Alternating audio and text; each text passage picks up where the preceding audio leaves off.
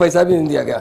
यकीनन तालीम के लिए इनकरेज करना बहुत अच्छी बात है, मगर इलेक्शन से पहले जो वायदे किए गए उसे पूरा करना भी ज़रूरी है। मैं आपके ज़रिए गुजारिश है कि जल्द से जल्द रेजिडेंशियल स्कूल को सही किया जाए, उनकी तादाद को बढ़ाने की कोशिश की जाए, और जो बच्चों के लिए जो डिग्रियां लेने पर, पढ़ने पर जो उन्हें ग्रांट देने की बात की गई उसे मुकम्मल किया जाए, यही मेरी गुजारिश है। Thank you. ఆనరబుల్ మినిస్టర్ అధ్యక్ష, నోటెడ్ అధ్యక్ష. టీఎన్ఆర్ మల్లన్న గారు. ధన్యవాదాలు అధ్యక్ష. ఈ విదేశాల్లో విద్య చదువుకునేటువంటి పేద పిల్లల కోసం ఓవర్సీస్ స్కాలర్షిప్ పథకాన్ని గత ప్రభుత్వం తీసుకొచ్చింది అధ్యక్ష. సో ఈ ప్రభుత్వం వచ్చిన తర్వాత చాలామంది దరఖాస్తు చేసుకొని అది అక్కడ పెండింగ్ ఉంది అధ్యక్ష. గౌరవ మంత్రి గారికి గతంలోనే 1-2 సార్లు గుర్తు చేయడం జరిగింది అధ్యక్ష. ఇప్పుడు ఈ ఓవర్సీస్ స్కాలర్షిప్లు మీద నమ్మకం పెట్టుకొని ఆల్రెడీ టర్మ్ ఫీజులో లేకపోతే ఆ ఫీజులు కట్టుకొని ఉన్నారు, మిగతా వాళ్ళకి రాలేదు అధ్యక్ష. వాళ్ళ చదువుల మధ్యలో ఆగిపోయే పరిస్థితి వచ్చింది విదేశాల్లో. సో మరి అటువంటి పరిస్థితుల్లో దాన్ని తొందరగా ఆ ఓవర్సీస్ స్కాలర్షిప్లు మంజూరు చేస్తే, ఇప్పటికే పెండింగ్ ఉన్నాయి అధ్యక్ష, ఏడాది నుంచి పెండింగ్ ఉన్నాయి. మరి వీటిని నమ్ముకున్నటువంటి కొంతమంది తల్లిదండ్రులు నా దగ్గరకు వచ్చి కన్నీళ్ళు పెట్టుకున్నారు అధ్యక్ష.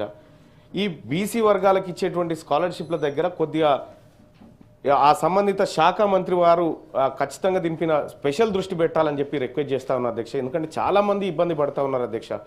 సో అదొకటైతేగా నేను వస్తూ ఉంటే ఒక ఆటో డ్రైవర్ ఇట్లా నమస్తే మల్లన్న అన్నాడు. ఏం సంగతి అంటే 12,000 ఇస్తానన్నా మాకనంటే ఇస్తాం పక్క వచ్చినాక చెప్తా అని చెప్పిన అధ్యక్ష. ఆటో డ్రైవర్లకు ఇస్తా అన్నటువంటి వృత్తి విషయంలో కూడా మనం కొద్దిగా దృష్టి పెట్టాలి అధ్యక్ష, ఎందుకంటే వాళ్ళు ఎదురు చూస్తూ ఉన్నారు దానికోసం. థ్యాంక్ యూ అధ్యక్ష. Okay honourable minister. నోట్ చేసుకోవడం జరిగింది అధ్యక్ష. కూర రఘుత్తమరెడ్డి గారు. అధ్యక్ష ధన్యవాదాలు. రాష్ట్ర ప్రభుత్వ పనితీరును అద్దం పట్టేటువంటి వాళ్ళు, కార్యరూపాన్ని తీసుకొచ్చేటువంటి వాళ్ళు రాష్ట్ర ప్రభుత్వ ఉద్యోగులు, ఉపాధ్యాయులు. వీళ్ళ వేతనాలకు సంబంధించి ప్రతి 5 సంవత్సరాలకు ఒకసారి మనం పిఆర్సీ ద్వారా ఫిట్మెంట్ ఇచ్చి వేతనాల పెంపు అనేది ప్రతి 5 సంవత్సరాలకు ఒకసారి జరగాల్సినటువంటి కార్యక్రమం. గతంలో మనకి 2024 జూలై 1 నుంచి రావాల్సిన పిఆర్సీకి సంబంధించి పిఆర్సీ కమిటీ వేసి ఉన్నాం. అదేవిధంగా 5% ఐఆర్ కూడా ఈ రాష్ట్ర ప్రభుత్వ ఉపాధ్యాయులకు ఉద్యోగులకు లభిస్తూ ఉన్నది.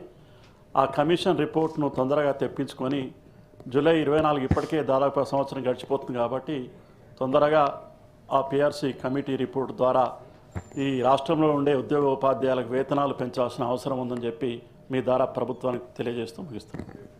Okay honourable minister. అధ్యక్ష. ఏవిఎన్ రెడ్డి గారు. Honorable Chairman sir, thanks for allowing me to speak on special mention.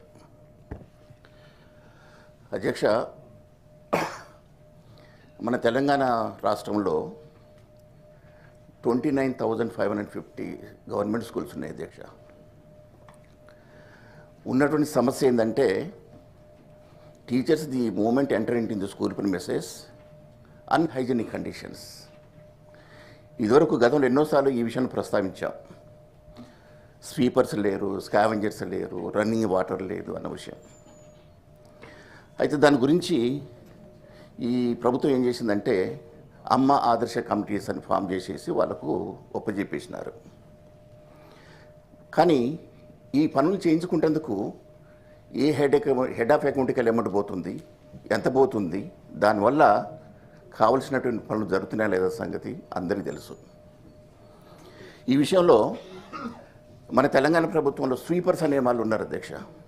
ఉమ్మడి ఆంధ్రప్రదేశ్ నుంచి వచ్చిన తర్వాత వాళ్ళు కన్సల్టెంట్ పే మీద పనిచేస్తూ వస్తున్నారు అధ్యక్ష. తెలంగాణ సపరేట్ అయిన తర్వాత 5,000 చిల్లర ఉంటే ప్రస్తుతానికి రిటైర్మెంట్స్ అయిన తర్వాత ఇప్పుడు 2,400 sweepers are working with the consultant pay of 5,200 rupees.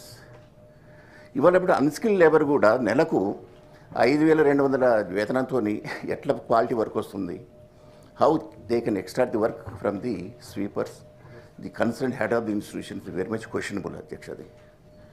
అది కూడా ఇప్పటికీ 11 మంత్స్కి వెళ్ళి కూడా ఆ 5,200 కూడా పే చేసలేరు అధ్యక్ష. అరే ఇంత పెద్ద అంటున్నారు, బడ్జెట్ అంటున్నారు, లక్షల బడ్జెట్ అంటున్నారు, 1,000 కోట్లు ఉచితాలు ఇస్తున్నారు. పనిచేసే వాళ్ళకు కూడా వేతనాలు ఇవ్వకుండా how they can expect the people to work.